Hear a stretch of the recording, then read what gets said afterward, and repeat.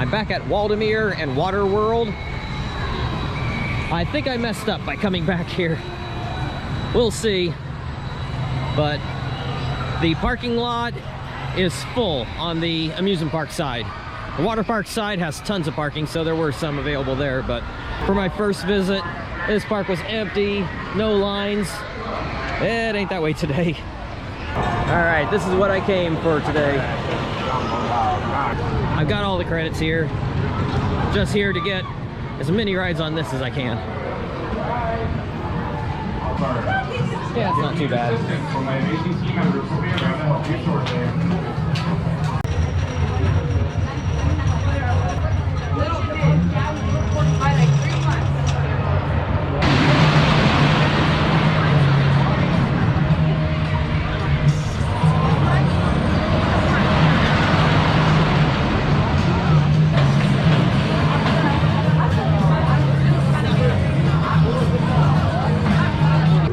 I only waited like 10 minutes and got the next to last row.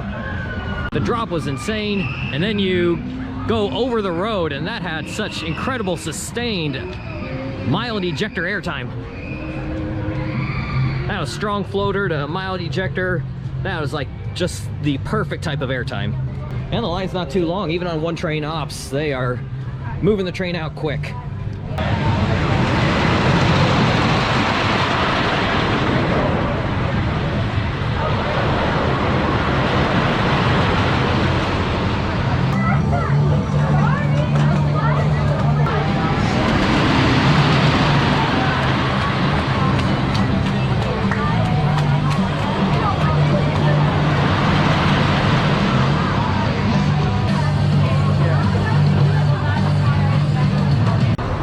Are starting to get longer, but this doesn't have a line.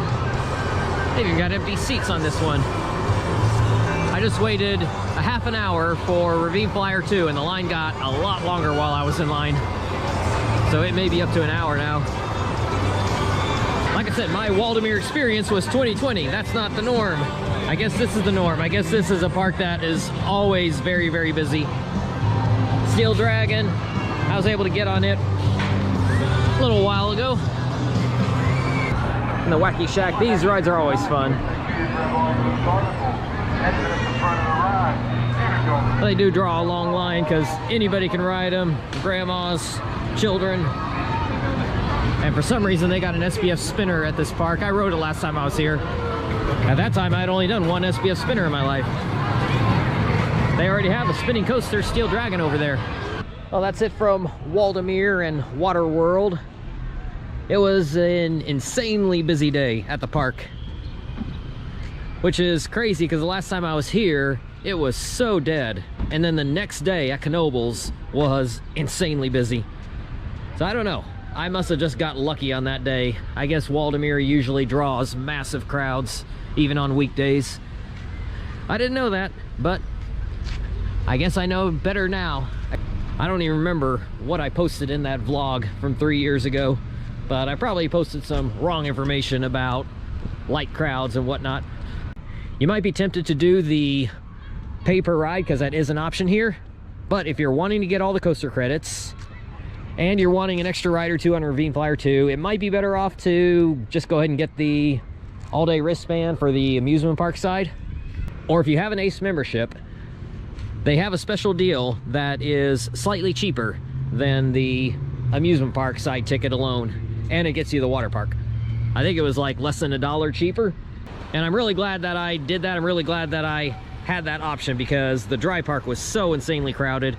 There were just people everywhere. I had to come into the water park just to get a break from it. There were a lot of people in the water park, but not as much. It wasn't as crowded. The lines weren't as long. I was able to get a lot more done in a shorter amount of time at the water park than in the dry park. And it was something that I didn't do the last time I was here. I didn't do the water park. I just did the dry park. So I did 4 rides on Ravine Flyer II, and I was lucky to get that with how crowded it was. I was surprised that lines weren't longer than they were because there were enough people in here for 2, 3, 4 hour lines. Last time I was here, I got 15 rides on Ravine Flyer II in about 3.5 hours, and that was less than half of what I did in total for those 3.5 hours. And here I got 4 rides on Ravine Flyer II. I got 4 on the drop tower. That was the shortest line in the dry park. So a lot busier day than I thought it would be, but I guess that's the norm here. And for my trip, right now I am at 164 coaster rides. 83 of them are wood. More than half of my coaster rides have been on wood coasters. That will change because I'm going to Cedar Point, and then, well, Kings Island actually would help, but the Cedar Point, nah, it's going to be mostly steel. So that over 50% rate will go down quite a bit.